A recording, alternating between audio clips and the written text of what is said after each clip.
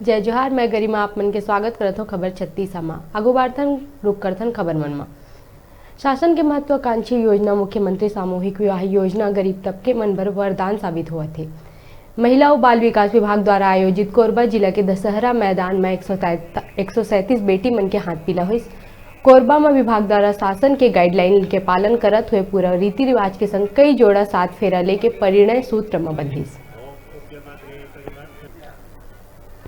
देखिए घर की खर्चा भी आप प्रणाली से